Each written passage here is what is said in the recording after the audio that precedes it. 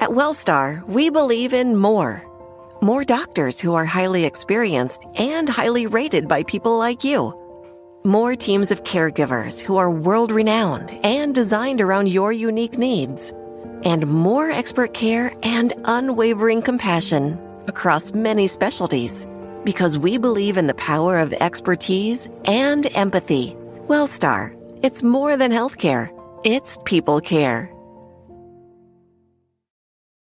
This episode of the D-Lew podcast is brought to you by Goalie Nutrition. As someone who's used Goalie for quite some time, I can tell you that they're not only very good, but they're very beneficial. My favorite are the Super Green Gummies. The Super Green Gummies are uniquely crafted with a spectrum of essential nutrients such as vitamins A, B12, folic acid, and thiamine. It supports a healthy liver function, healthy nervous and immune system, digestive health, a boost to your metabolism, and overall health and well-being. There are no artificial sweeteners, flavors, or colors from artificial sources. They're vegan-friendly, gluten-free, and gelatin-free. All loyal listeners of the D-Lew podcast get a special 10% discount at checkout. Go to goalie.com, use promo code DLEW. That's goalie.com, use promo code DLEW. This podcast is a Believe Network and Siete production.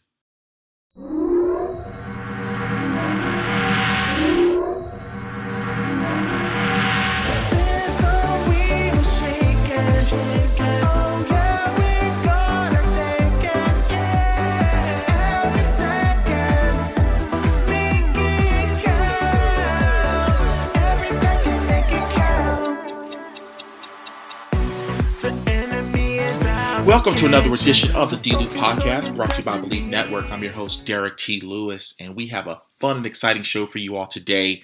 But man, this past weekend was pretty busy. Of course, I was at the Monster Factory. We had the show Adrenaline, and every wrestler, really brought it. They brought the energy. The crowd ate it up. They really enjoyed it. Huge shout out to the brand new MFPW heavyweight champion, Wet Brett Waters, and I started at the factory, I think, around the time he did. And just to watch him grow over the past 4.5 years has been incredible to see. And best wishes to him on his journey holding the big belt, the big green belt, as we like to call it. And of course, Sunday I had to take a trip up to North Jersey and meet up with about my music project that's coming very, very soon. I can't believe it's almost here. And when I'm at liberty to unveil it, I'll definitely give you all a sneak peek on here. I'll give you a snippet on the show. And you'll know it when you hear it. So I'm excited. Well, this week's episode, it's near and dear to me. Obviously, it's dealing with the world of professional wrestling.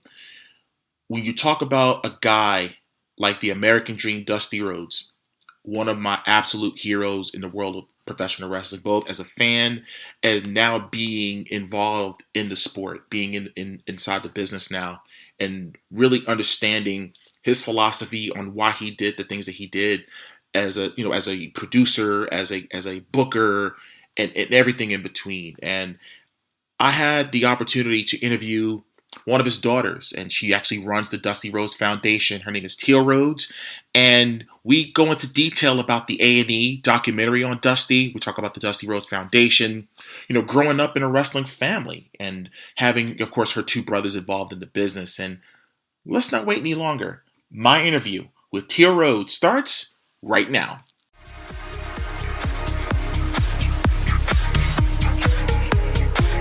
Well, ladies and gentlemen, this is probably one of the most important interviews that I've done since I relaunched this podcast back in January.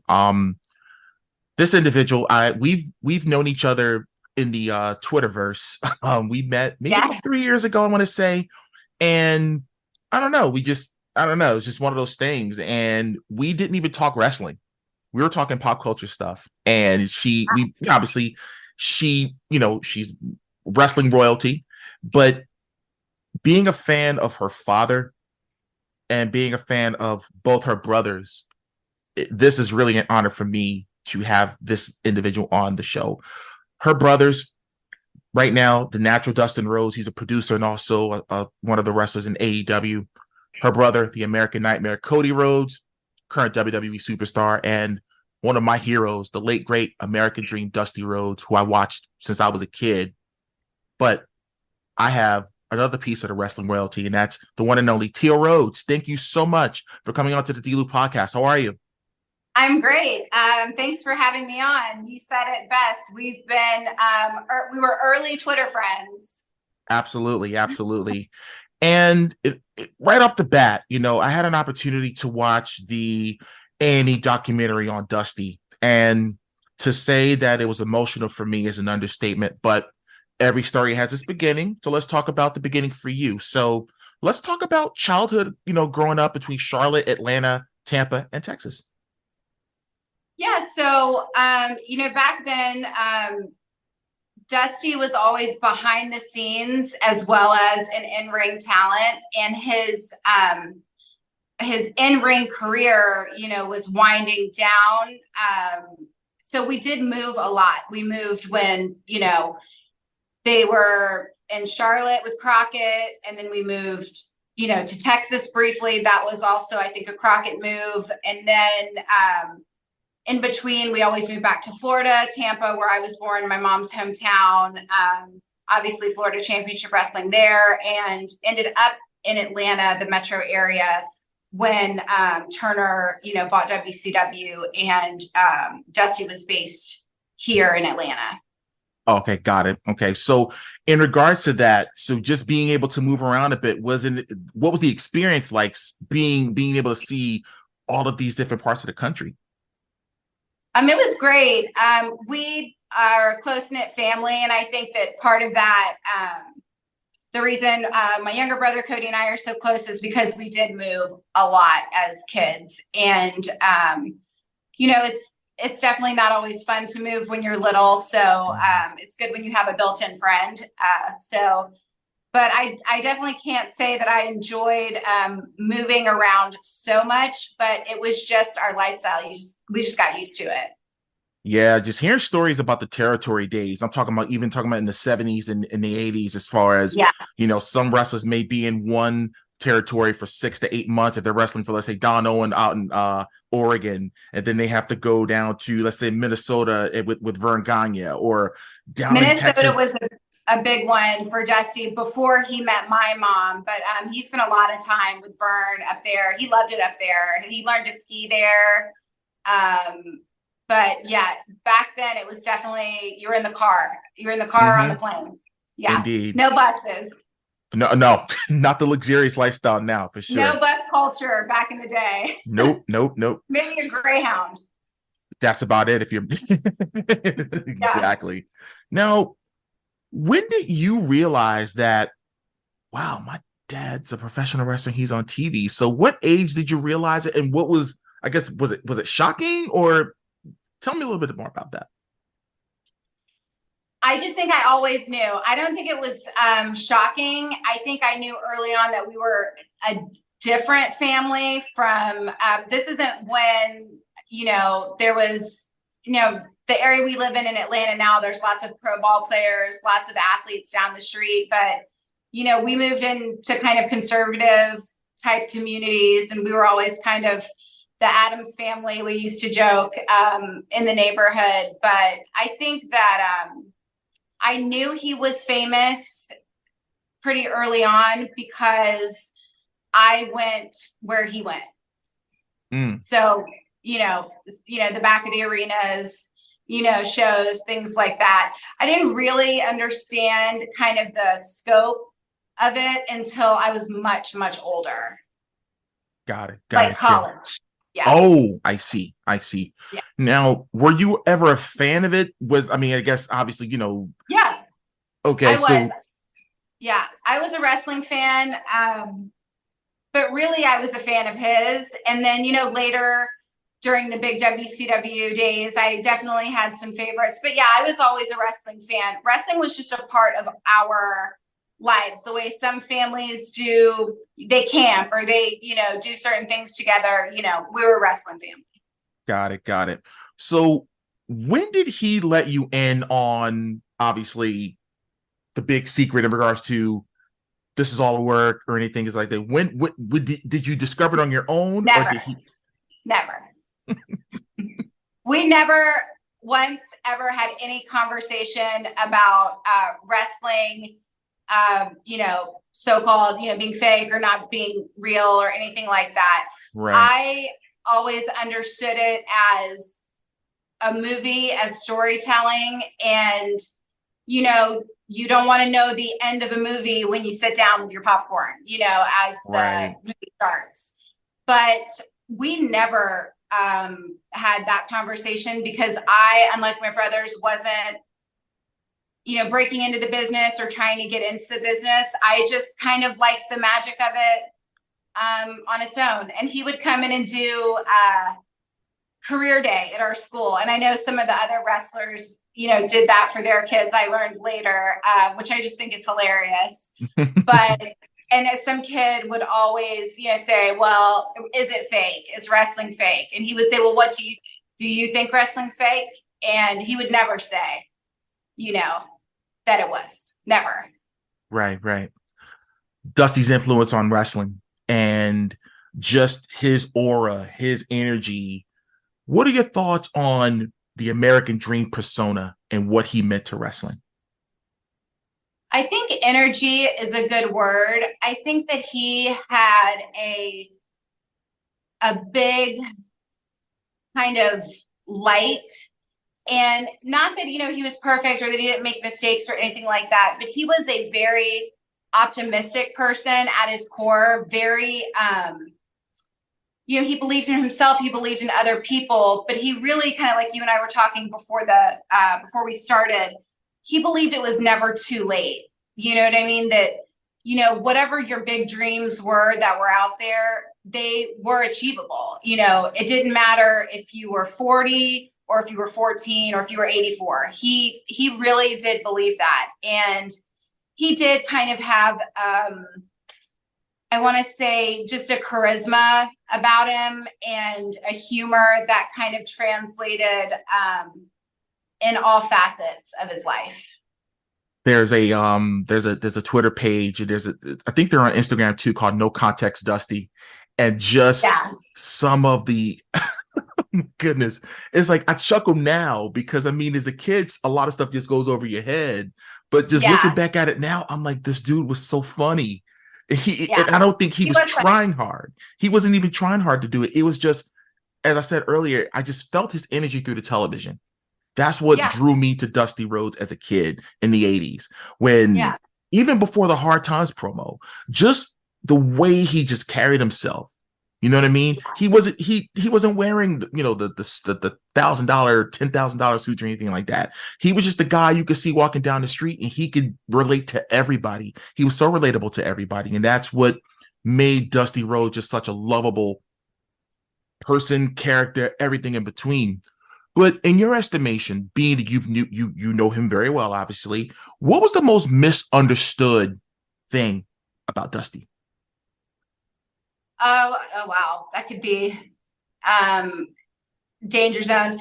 One of the things I think that he was misunderstood about was that he had some kind of hard feelings about, kind of behind the scenes things that happened.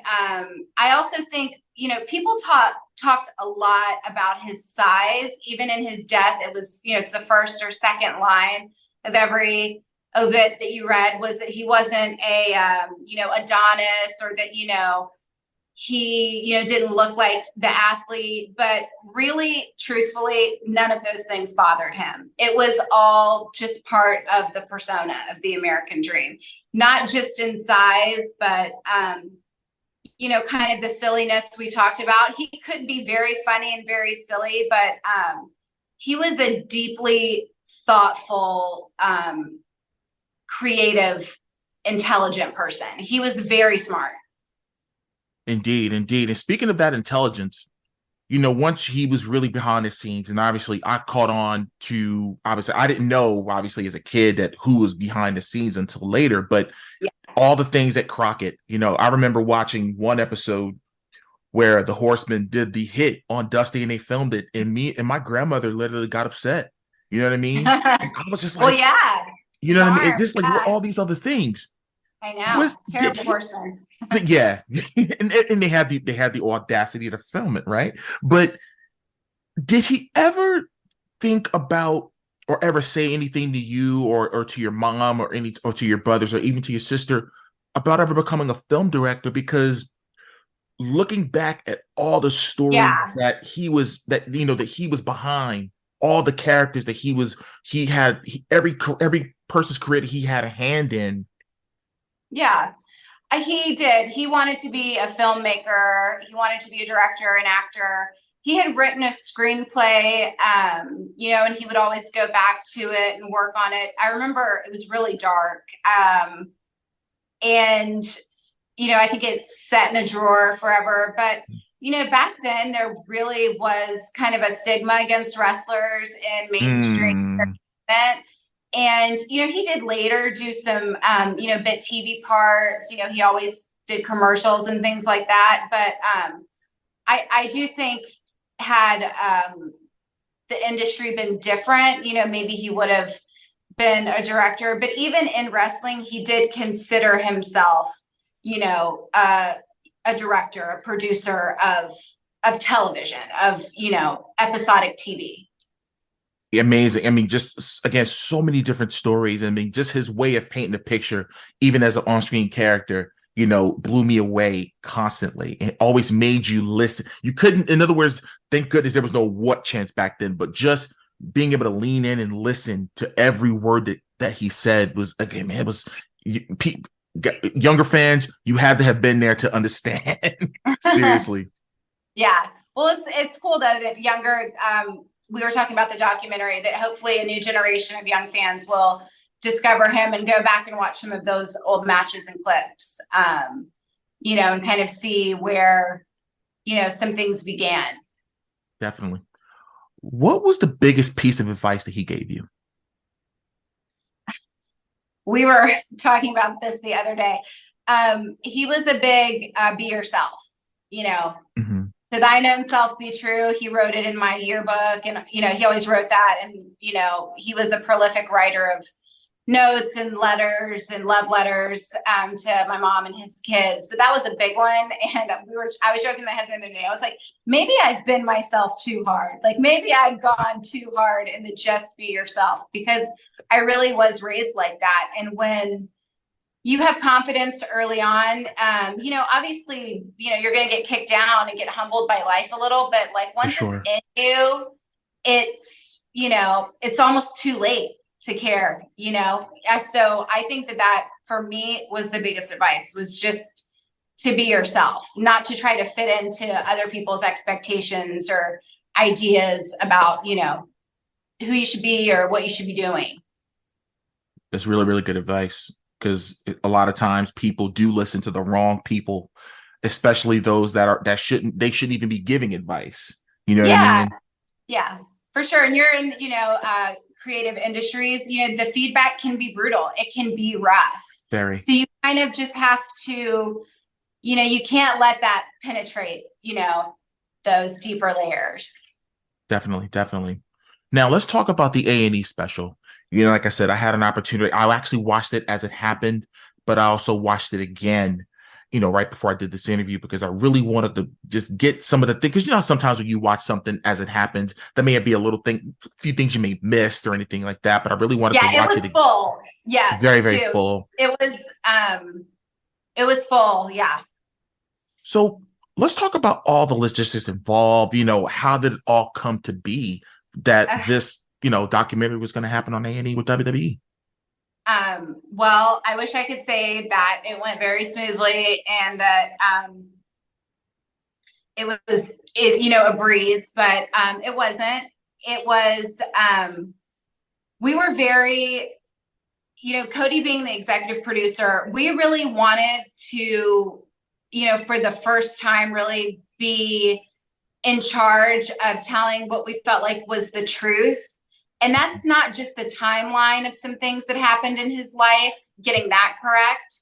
But, obviously there were some subjects that had been touched on, personal family things that were kind of made to be a storyline in, the WWE that didn't necessarily go down exactly like that from the other side. And I think it was important not to perpetuate some things that were kind of fictional, that were part of, a gold dust storyline or something like that. So that was a big hurdle. And then the other part was, my mom opened up what we call the vault, which has, all the clippings you saw, all the family photos, all his booking journals, all the writing.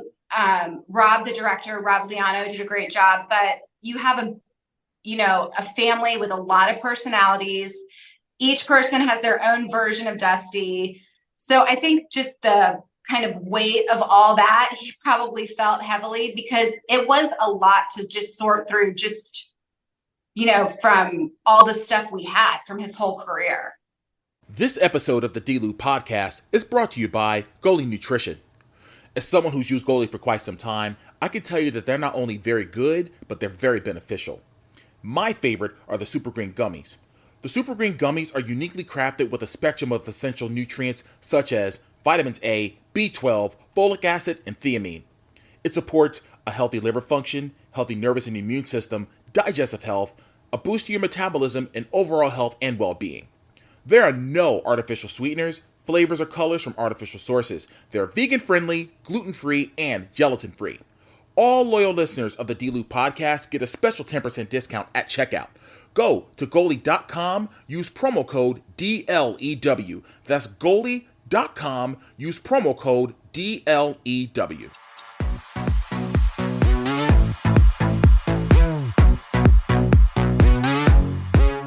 Right, and the one thing that touched me the most was Dustin's story in relation to Dusty, because in a way, I lived the same way. I had the same experience with my dad, because my dad was also an entertainer. My dad sang with the Drifters. Right. And I only saw my dad maybe 6 months out of the year. But even, I'm really giving my kind of a little behind the curtain on my story. But it was just, I always wanted that, relationship with my dad. And then connection. Right. Yeah. Physical, right. And then eventually when I was 9, my dad left. He went like 5,000 miles away, and I didn't see him for 10 years. And oh, wow. I didn't see him for 10 years. And the part where Dusty and Dustin had reconciled in Jacksonville. Yeah, Barry Windham. Yeah, with Barry Windham. And I always give Barry credit, because I don't know that Dustin, that had gone on for so long. Dustin was the one who disengaged from that relationship, and he had his own reasons, which they, are well treaded in wrestling about their fallout. But I don't know if he would have spoken to him at that point. And, those were certainly, it was hard to relive on screen for sure, because those were sad years for sure. Right. And it was, so when Dustin, like when he really told his story, it pulled at me like, oh my God. And the city where me and my dad reconciled, guess where it was at? Jacksonville. Oh, wow. Mm-hmm. Wow. When my grandmother had passed away, and that was the first time I had seen him in 10 years. So when that story was told, I was just like, oh my God. And it was just like, okay. It was one of those things where it's like, you know what, we're all human. Yeah. Yeah. And you can't give up on relationships that are important to you, but it's a two-way street, Yes, indeed. Yes, indeed. Take both people. Yeah. Indefinitely. So once everything was, put together, as far as A&E was concerned, what was I guess for you personally, what was the highlight of filming that whole entire project? It really did. We were able to heal from it. It was, the highlight for me was showing it to my kids, because, they remember him, but they were, especially my youngest, quite small when he passed away. Oh, so I do like to see those interviews of him where he's, himself, where he's not giving a promo, where he's just talking. And it's so special that my kids and his other grandkids, and now Dakota just had a great grandchild, that they'll be able to know him that way. They can't know him physically, but we have all this great footage and this kind of great family story. And then the other highlight was obviously highlighting the Dusty Foundation. Yes, and that was going to be my next question for you. So let's talk about it. So the Dusty Foundation, I'll just give a very brief description of it. Obviously, dealing with youth sports all around the country, and people can donate money to I guess underprivileged. It's some areas where they need the funding. You know what I mean? Obviously, when you're running a football team, baseball, whatever it is, it costs money for uniforms, equipment, etc. Travel. Oh my God. Yeah. Everything. So let's talk about how it was discovered, whose idea was it, and just give us the whole everything about the Dusty Rhodes Foundation. Well, thank you. Yeah. So when he passed, we, my siblings and I, my mom, we had agreed we wanted to do something. One of the touching things after he passed was people gave to a children's hospital and people were very generous after his passing, and they did things like that. And we thought, wouldn't it be nice if we had some kind of way to honor him, through something that he loved. And I think I had the idea of it being sports, and that was kind of like a no-brainer.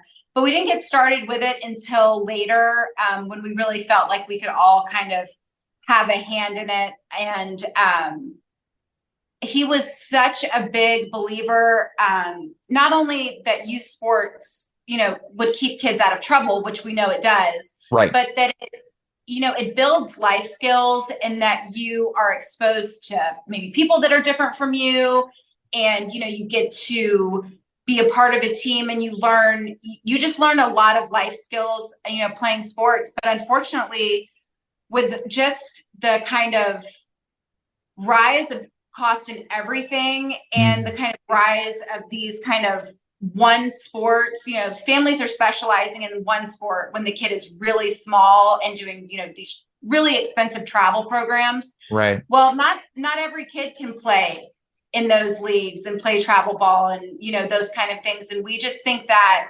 if we can help, it's from local little leagues to high school sports to middle school sports, where we can make a difference really is in those areas that there's just they've just been kind of missed, or they have a really specific need. Like you mentioned equipment. It is so expensive, sports equipment. I mean, a football helmet, it's great that football helmets are so much, better now and they're safer, but I want to say, they're anywhere from $500 to $1,000 per helmet. Easy. So we're just looking to fill those gaps. Got it.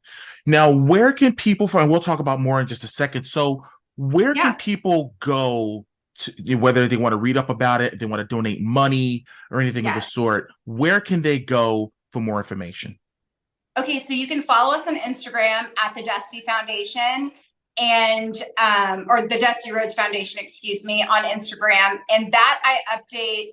We do a lot of signings at some of the Comic Cons. We've done StarCast. I have we have something cooking for SummerSlam in Detroit for really? a con. Yes, and we also have the website, which is www.dustyrhodesfoundation.org. And that is where the links are. You can donate. You can give a one-time donation, or you can make it recurring. The only fees that we've taken are just basically what PayPal, what they take. Right. We've given everything away so far. We've also had a lot of really generous people involved. Like, Sean Spears, he's donated all his signing, all his travel, everything like that when he does signings for us. So we have people that just really believe in what we're doing, and we've been really lucky. after the doc aired, we got a ton of donations, and we're still kind of writing some checks and spreading some of that new money out right now. And that's really exciting.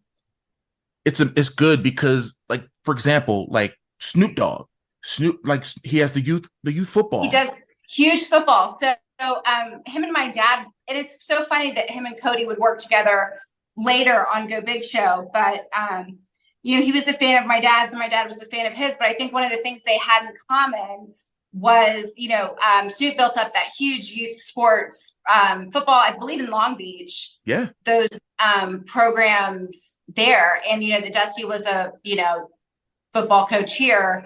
I think he coached for 7 or 8 seasons here in the Atlanta area.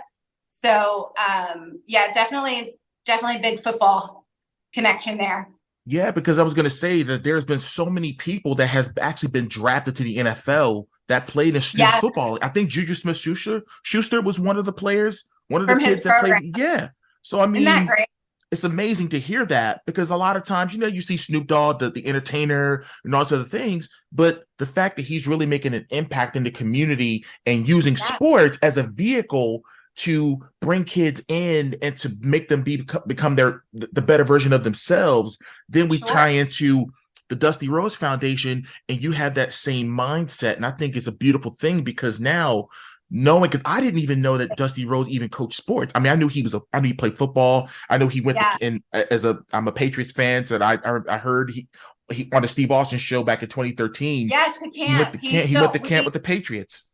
He still had the invitation in a scrapbook. And that was part of all the stuff that we had to go through for the doc. Yeah. Wow. Unbelievable. So that, again, it's amazing. So, ladies and gentlemen, again, Dusty Rhodes Foundation.org. Give whatever that you can. Like I said, it's for the kids. You know what I mean? It's for the kids. And we will keep people updated via both the website and the Instagram on where we sent the money. So you can follow along that way. So there's some transparency there. But I also, I just forgot, but I wanted to say one thing and I forgot what it was.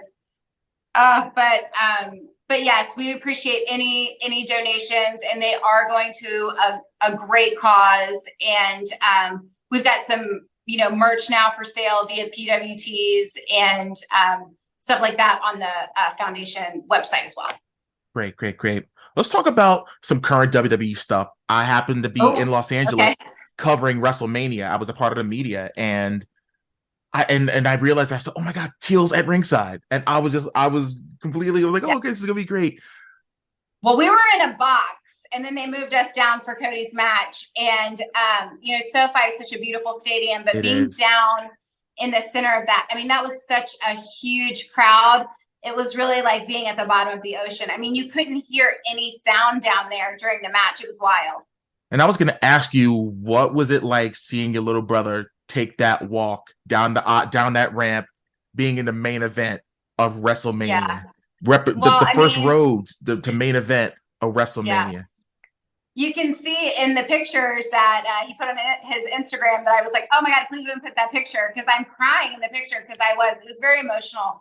Right when he came down, and I saw him, and Libby was with us, my cousin who works for WWE, he's there ringside, our cousin Berkeley. So it was just really emotional. And of course, I thought about my dad and kind of that moment too. But really, it was more about Cody and this kind of this amazing,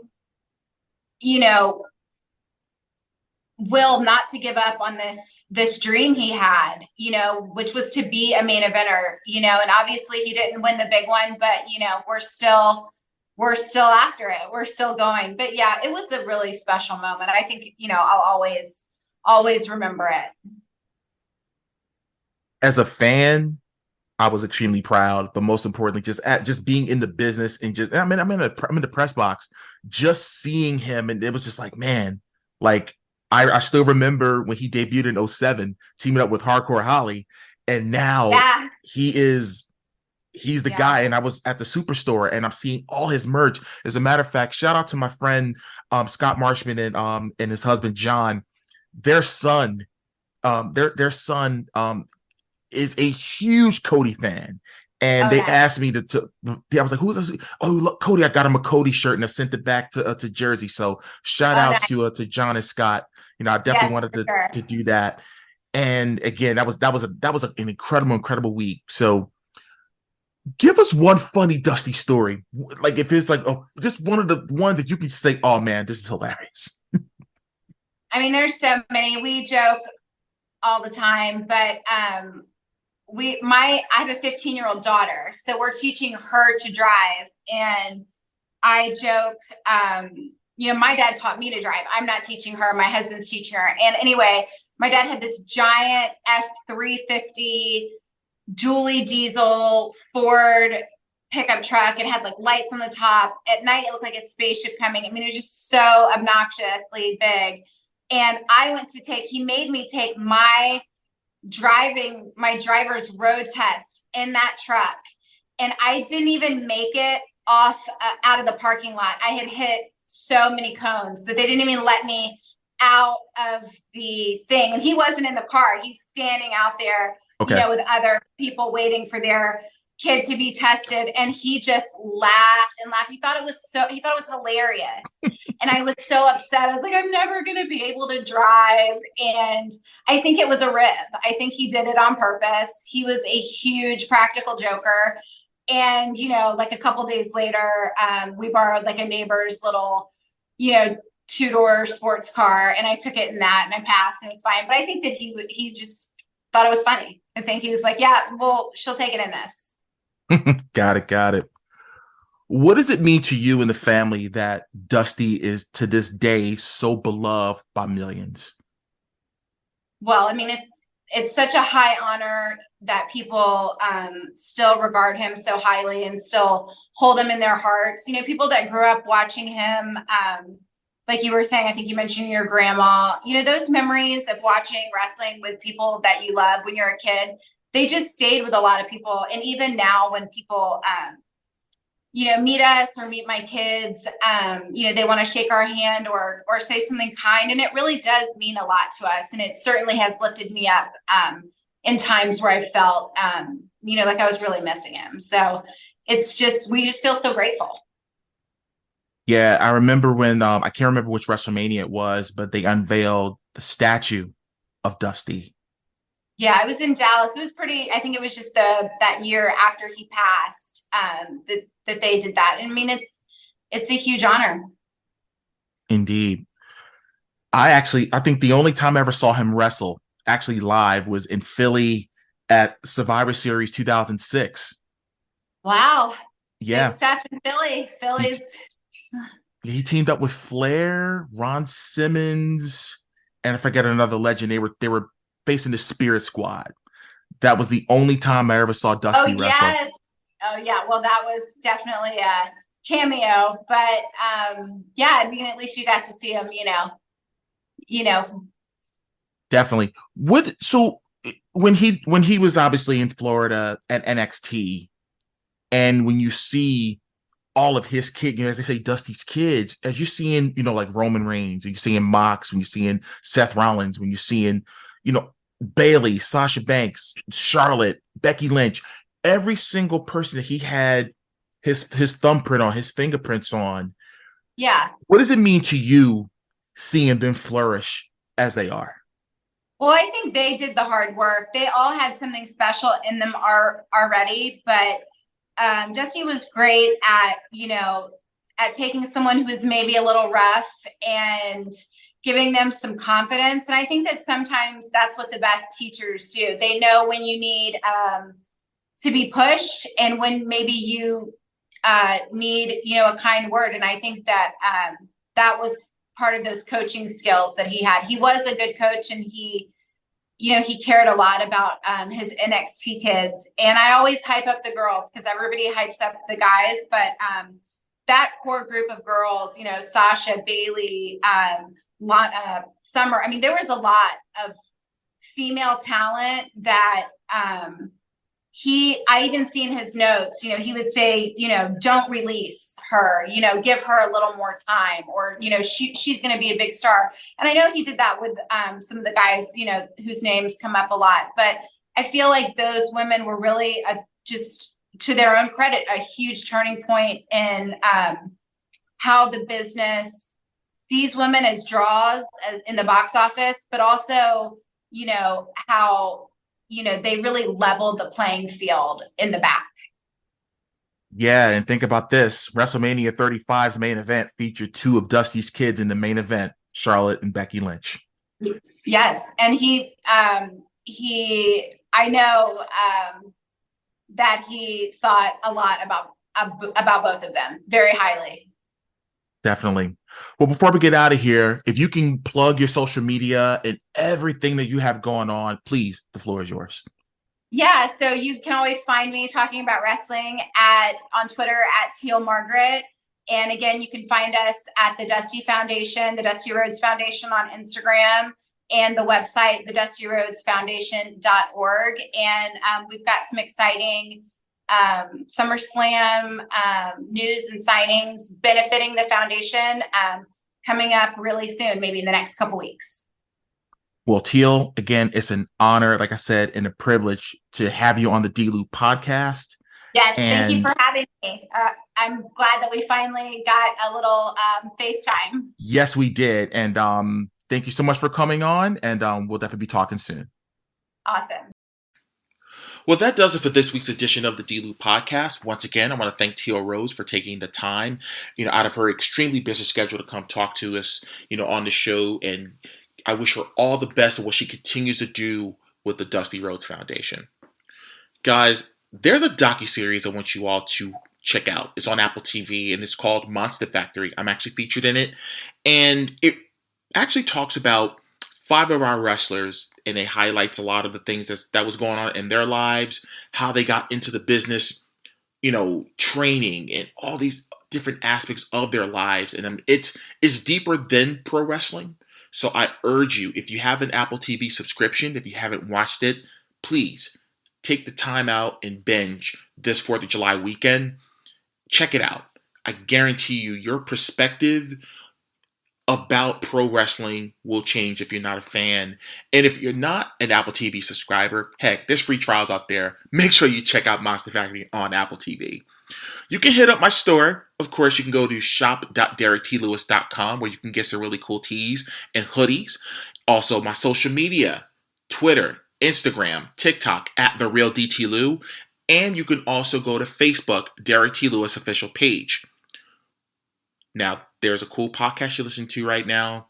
If you haven't subscribed, I urge you to subscribe. Hit that subscribe button. So if you're on Apple Podcasts, Spotify, Amazon Music, iHeartRadio, whichever platform that you're on, hit that subscribe button so you're always getting new content from the D-Loop podcast, okay? Well, we're going to get out of here, and I wish you all an incredible 4th of July holiday weekend. Stay safe out there, and like I always say, no matter what you do in life, always remember to make it count. See you next time. At Wellstar, we believe in more. More doctors who are highly experienced and highly rated by people like you. More teams of caregivers who are world-renowned and designed around your unique needs. And more expert care and unwavering compassion across many specialties. Because we believe in the power of expertise and empathy. Wellstar, it's more than healthcare. It's people care.